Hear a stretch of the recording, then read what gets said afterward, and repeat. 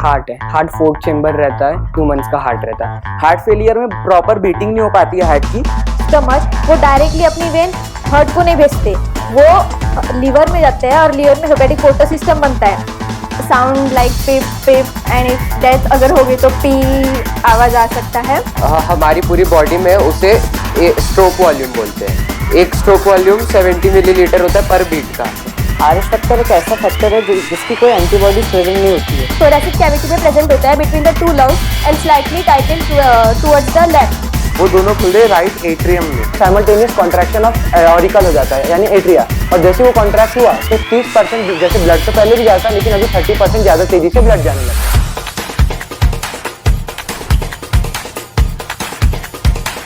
सबसे पहले जो हाई कोलेस्ट्रॉल और फैट वाली डाइट कंज्यूम करने से ब्लड में कोलेस्ट्रॉल लेवल बढ़ जाता है, जिसको हाइपर कोलेस्ट्रीमिया बोलते हैं। और हाइपर कोलेस्ट्रीमिया की वजह से जो हार्ट की आर्टरीज होती है, तो हम लोग हार्ट को ब्लड सप्लाई करती है कोरोनरी आर्टरीज, तो उसके अंदर एथेरोमास डिपॉजिट हो जाता है यानी फैट और कोलेस्ट्रॉल डिपोजिशन हो जाता है। फैट और कोलेस्ट्रॉल के डिपोजिशन की वजह से वहाँ पे एथेरोस्क्लेरोसिस हो जाता है या फिर CAD, coronary artery disease. Coronary artery disease की वजह से हार्ट को प्रॉपर सप्लाई नहीं मिल पाता है ऑक्सीजन और ब्लड का, तो उसके वजह से वहाँ पे चेस्ट पेन होता है या फिर हाइपोक्सिया होता है, जिसकी वजह से एंजीना होता है। एंजीना चेस्ट पेन होता है और चेस्ट पेन में उसके सिम्टम्स होते हैं, जो लोअर जो है वहाँ पे पेन होता है और लेफ्ट चेस्ट में और लेफ्ट हैंड में जो पेन होता है, और शोल्डर में भी होता है, लेफ्ट शोल्डर में। और वो पेन जब ज्यादा इंक्रीज हो जाता है तो उसको वो एंजीना पेन जब ज्यादा इंक्रीज हो जाता है तो एक ऐसी कंडीशन आ जाती है जब एथेरोमास ज्यादा इंक्रीज हो तो ब्लड सप्लाई बराबर नहीं होगा, तो उसकी वजह से जो हार्ट फेलियर हो जाता है। हार्ट फेलियर में प्रॉपर बीटिंग नहीं हो पाती है हार्ट की, जो ज्यादा अगर इंक्रीज हो जाए, अगर वो कंडीशन अगर ज्यादा फैटल हो जाए तो उसकी वजह से हार्ट बीट करना बंद हो जाता है, जिसको मायोकार्डियल इन्फेक्शन या फिर कार्डियक अरेस्ट बोलते हैं। हार्ट है उससे आर्टरी निकलती है और वेन आती है, डीऑक्सीनेटेड ब्लड आता है और ऑक्सीनेटेड ब्लड जाता है।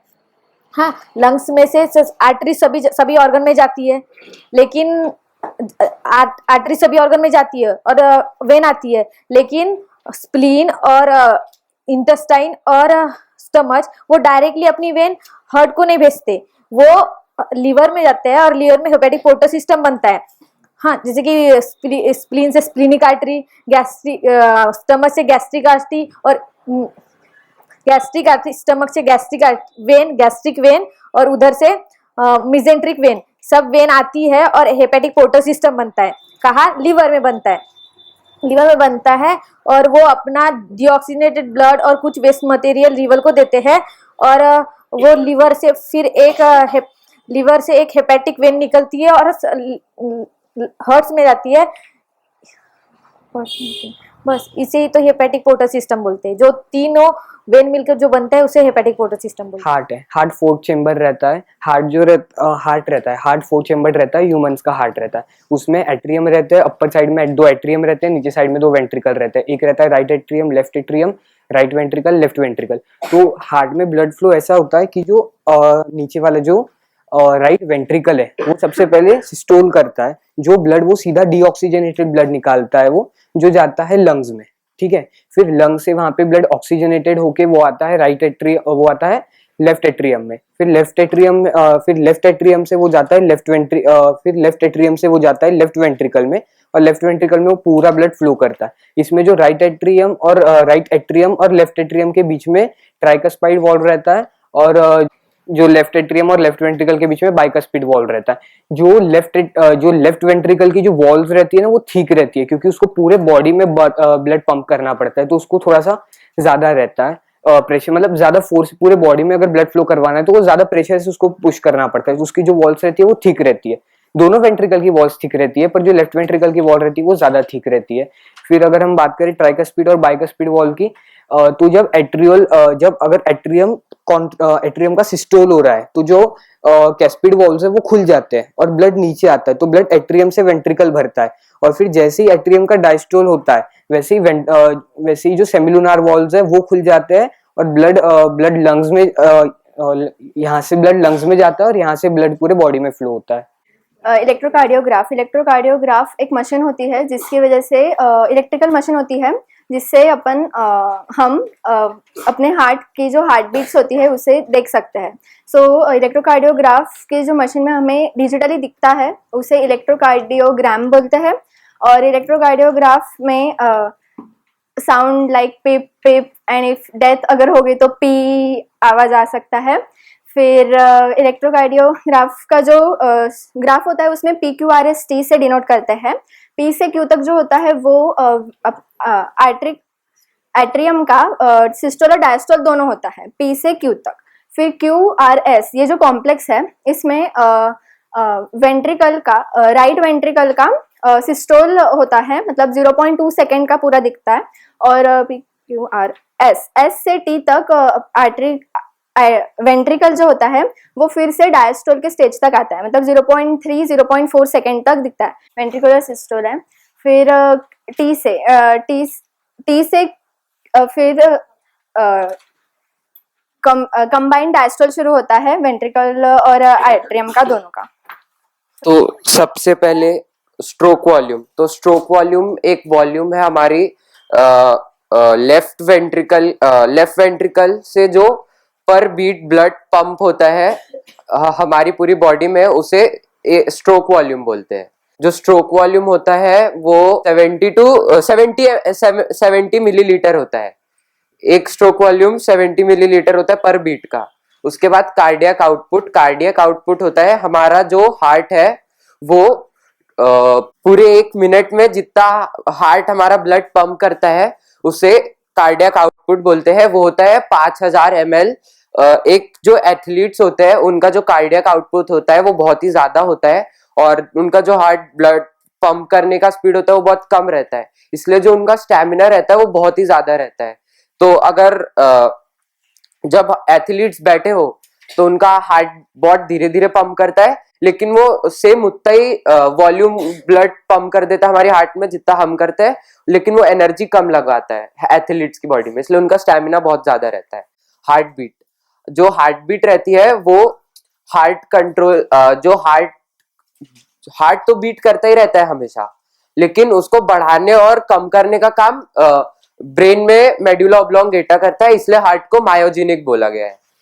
तो हार्ट ब्लड पंप करता रहता है, लेकिन जो कम और बढ़ाने का है वो मेडुला ऑब्लोंगेटा कंट्रोल करता है। तो जो बढ़ जाता है उसको टेकिकार्डिया बोलते हैं और जो कम हो जाता है उसको ब्रेडिकार्डिया बोलते हैं। जो टेकिकार्डिया होता है वो इंक्रीजिंग ऑफ हार्ट बीट होता है, उसके कुछ फैक्टर्स है जैसे सोडियम, सिंपैथेटिक, नॉरएड्रेनालाइन, एड्रेनालाइन और थायरॉक्सिन।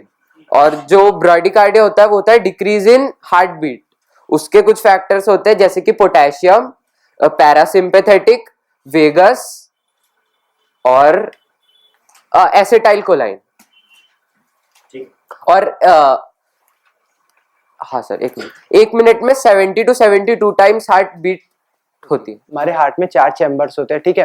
और हार्ट जब जैसे चारों चैम्बर्स रेस्ट पे होते हैं यानी कि जॉइंट डायस्टोल पे होते हैं, ठीक है, तो जो हमारी जो वेना का आवाज और पल्मोनरी वेन से जो ब्लड आता है, जैसे पल्मोनरी वेन से आता है लेफ्ट वेंट्रिकल में, तो सॉरी लेफ्ट वेंट्रिकल में आता है, हाँ लेफ्ट वेंट्रिकल में आता है। क्यों? क्योंकि जब जॉइंट डायस्टोल में रहते तो बायकास्पिड वाल्व खुली रहती है, तो वो उसके थ्रू आता है, लेफ्ट ऑरिकल के थ्रू आता है वो, ठीक है। और राइट में भी वैसे ही होता है, डीऑक्सीजनेटेड ब्लड आता है राइट ऑरिकल के थ्रू राइट वेंट्रिकल में, ठीक है। तो जब जॉइंट डायस्टोल हो जाता है, ठीक है, तो ये अब देखो प्रोसेस कहां से स्टार्ट होती है, जब ऐसे एन जो है ऑटो एक्साइटेबल होता है, वो अपने आप इंपल्स जनरेट करने की ताकत रखता है, ठीक है। तो सबसे पहले वो इंपल्स जनरेट करता है और जैसे इंपल्स जनरेट किया तो साइमल्टेनियस कॉन्ट्रैक्शन ऑफ ऑरिकल हो जाता है यानी एट्रिया, और जैसे वो कॉन्ट्रैक्ट हुआ तो 30%, जैसे ब्लड तो पहले भी जाता है लेकिन अभी 30% ज्यादा तेजी से ब्लड जाने लग गया, तो ब्लड पंप हुआ, वेंट्रिकल में गया। अब जैसे वेंट्रिकल में गया तो अब एवी जो होता है ना, एवी में भी एवी इंपल्स कंडक्टर होता है, एवी, तो एवी इंपल्स कंडक्ट करता है, फिर वो एवी बंडल से जाता है जो कि पहले इंट्रावेंट्रिकुलर सेप्टम से होता है, फिर उसके बाद फिर वेंट्रिकुलर सेप्टम से होता है, फिर जैसे ब्रांच हो जाता है पर्किंजियन फाइबर्स में, तो उसके बाद वो वहां पे पोटेंशियल जनरेट करता है और उसके पोटेंशियल के कारण वेंट्रिकुलर कॉन्ट्रैक्शन होता है। तो वेंट्रिकुलर कॉन्ट्रैक्शन बहुत तेजी से होता है, तो उसमें इतना प्रेशर होता है कि जो वो है ना बाइकास्पिड और ट्राइकास्पिड वाल्व बंद हो जाते हैं, ठीक है। और बाइकास्पिड और ट्राइकास्पिड वाल्व जब बंद हो गए तो इतना फोर्स जनरेट कर देता है कि वो सेमिलुनर वाल्व खुल जाती है दोनों साइड की, जैसे सिस्टमिक एर्टर, पल्मोनरी आर्टरी दोनों की। तो जैसे ही वो वहां से जाता है ब्लड, वो जो है लंग्स में चला जाता है और एक जो है बॉडी में चला जाता है। तो वो जो कॉन्ट्रैक्शन हुआ कॉन्ट्रैक्शन है उसे बोलते हैं वेंट्रिकुलर सिस्टोल, ठीक है। फिर उसके बाद जब वापस रिलैक्स में आती है तो वापस ये सीक्वेंटली ये फेजेस शुरू हो जाती है, और ये पूरी ऐसी साइकिल चलती रहती है अंटिल एंड मतलब ये चलती है 70 to 75 टाइम्स पर मिनट, ठीक है। तो इसीलिए एवरेज अगर हम निकालें तो इसका आता है 72, और इसी कारण कार्डियक आउटपुट और कार्डियक वॉल्यूम वगैरह कार्डियक आउटपुट और स्ट्रोक वॉल्यूम निकलता है। Hi guys, my name is Chetan Barange. I am going to present the topic is erythroblastosis fetalis. This is the case of incompatibility of RH factor. RH factor एक ऐसा factor है जो जिसकी कोई antibodies present नहीं होती है, जिसके लिए कोई एंटीबॉडीज प्रेजेंट नहीं होती। ये जो केस है जब कोई पॉजिटिव फादर होता है और नेगेटिव मदर होती है, जब मदर जो है फर्स्ट प्रेग्नेंट होती है, पहली बार प्रेग्नेंट होती है। हाँ, अब जैसे कि ओम फादर है और अक्षत मदर, तो फादर पॉजिटिव है, यानी आरएच जो फैक्टर है वो प्रेजेंट है ओम में, ओम के ब्लड में आरएच फैक्टर प्रेजेंट है, और मदर यानी कि अक्षत के इसमें आरएच फैक्टर प्रेजेंट नहीं, यानी नेगेटिव है मदर। जब मदर पहली बार प्रेग्नेंट होंगी, यानी फर्स्ट प्रेगनेंसी में जो फीटस होगा वो भी पॉजिटिव रहेगा, लेकिन मदर नेगेटिव है। इसलिए लेकिन इसमें पहली प्रेगनेंसी में कोई दिक्कत नहीं आती है, क्योंकि डब्ल्यूबीसी के जब प्लासेंटा जो होता है वो पूरी तरह से कनेक्ट नहीं होता है, अटैच नहीं होता है। लेकिन प्रॉब्लम जब आ सकती है जब पार्चुरेशन के ड्यूरेशन में क्या होता है कि जब प्लासेंटा जब निकलता है तब कुछ ब्लड की कुछ ड्रॉप्स जो है वो वहीं पे गिरती है यूटेरस में, तब डब्ल्यूबीसी तब भी देखती है, लेकिन डब्ल्यूबीसी के पास कुछ उसके लिए कुछ एंटीबॉडीज प्रेजेंट नहीं होती है, तो उसको वो वहीं पे सेटल करके उसको कुछ नहीं करती है पहले प्रेगनेंसी में, क्योंकि उसके पास कोई ब्लड यही नहीं है एंटीबॉडीज, इसलिए अगली बार के लिए और फिर कुछ नहीं करती है वो।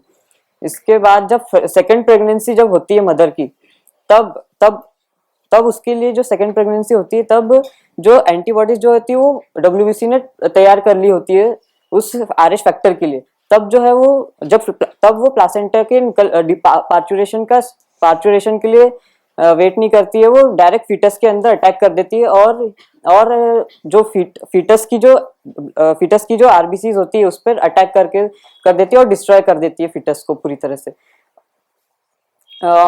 It is a very fatal state because it causes severe anemia, और जॉन्डिस भी कॉज कर सकता है इसलिए इसको रोकने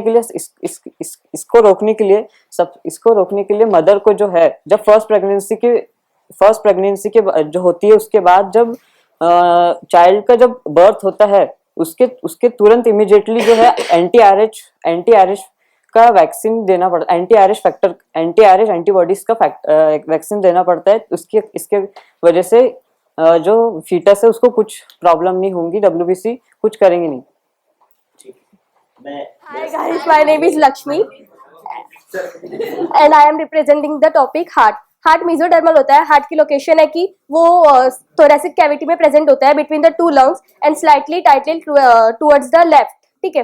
और अगर डेक्स्ट्रो कार्डियक कंडीशन रहा तो वो स्लाइटली राइट में होता है, वो at the level of mediastinum present होता है। और जो हार्ट है उसका स्ट्रक्चर बताती है अभी। हार्ट की 2 लेयर्स होती है, और जो बाहर वाली लेयर होती है वो थिक फाइब्रस होती है, और जो अंदर वाली होती है वो थिन विसरल होती है, और उसके बीच में एक फ्लूइड प्रेजेंट रहता है, पेरिकार्डियम बोलते हैं लेयर को। और जो हार्ट है वो 4 चेम्बर का होता है, right atrium, right ventricle, left atrium and left ventricle. जो right atrium and left atrium के बीच में एक अपर्चर एक सेप्टम प्रेजेंट होता है जो उन दोनों को डिवाइड करता है। इंटर एट्रियल सेप्टम जो कि थीन मस्कुलर फाइबर से बना होता है, थीन मस्कुलर से बना होता है।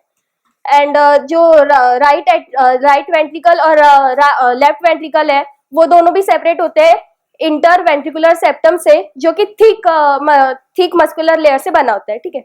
एंड जो एट्रियम एंड वेंट्रिकल है, वो दोनों सेपरेट होते हैं एट्रियो वेंट्रिकुलर सेप्टम से, जो थिक फाइबरस टिश्यू से बना होता है। ब्लड कहाँ से आ रहा है यहाँ पे, और ये लेफ्ट राइट में कहाँ से आ रहा है, लेफ्ट में कहाँ से आ रहा है, और ढक्कन के नाम से। अच्छा शुरू से बता दो।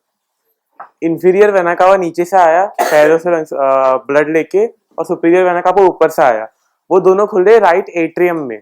फिर वहां से वो सिस्टोल हुआ और ट्राइकस्पिड वॉल्व से जाते हुए वो राइट वेंट्रिकल में गए। फिर वहां से सेमिनल वेल से होते हुए वो पल्मोनरी आर्टरी के थ्रू लंग्स में गए। फिर लंग्स से पूरा ऑक्सीजनेटेड ब्लड वापस आया पल्मोनरी वेन में, और पल्मोनरी वेन खुली लेफ्ट एट्रियम में।